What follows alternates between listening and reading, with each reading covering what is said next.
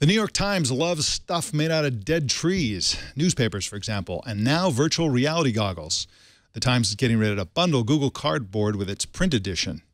Mike Murphy is a reporter for Quartz and joins us to talk about it. Welcome to the show, Mike. Hey, Mike. Thanks for having me. Thanks for coming on.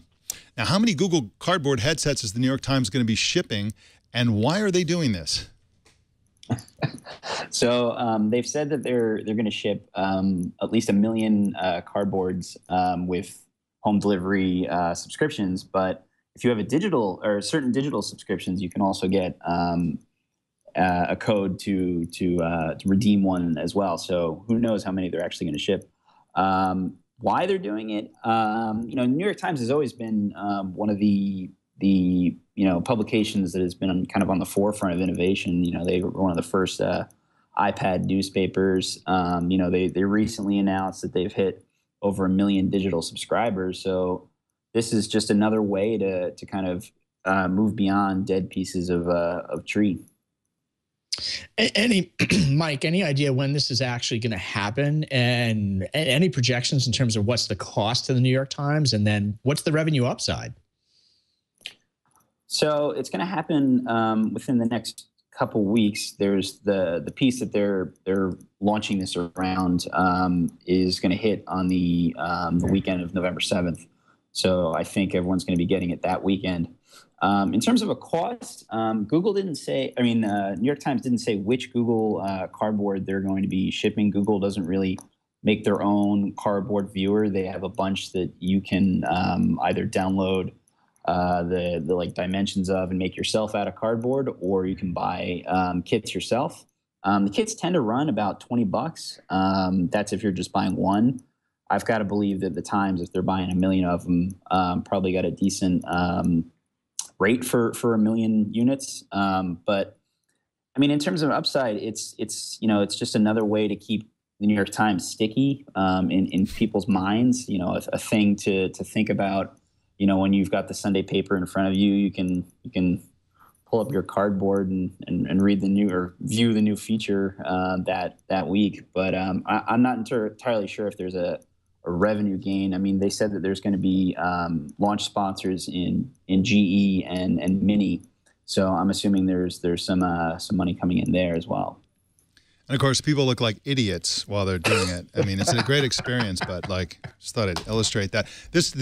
I do subscribe to the print edition of the New York Times, so I'm looking forward to getting this, and I am curious to see what my prediction is that it'll be made out of recycled style sections from the New York Times, because they got to do something with it. Nobody reads it.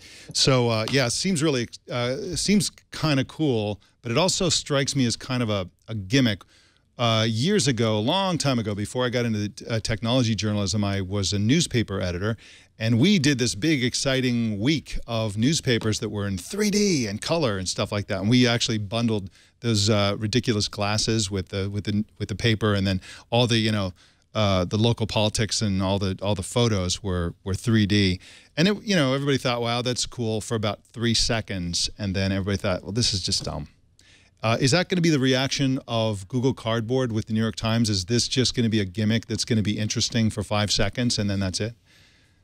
It's entirely possible that might be the case, but I might be a bit of an outlier here. But I think that there's actually something in this kind of not quite VR, but not quite just watching a video on your mobile device world that the Cardboard lives in. The New York Times made a point of saying that this is going to work on just mobile devices as well. So I think if you watched on the YouTube channel, you'd be able to do that thing where you move your phone around and you can follow the video around.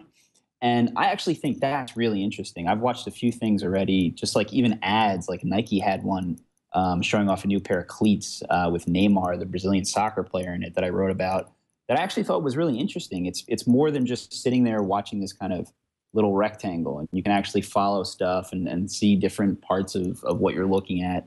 And you don't look quite as bizarre if you're in public doing that as you do holding this thing to your face. So I think that could be interesting, but cardboard in and of itself could definitely be a gimmick.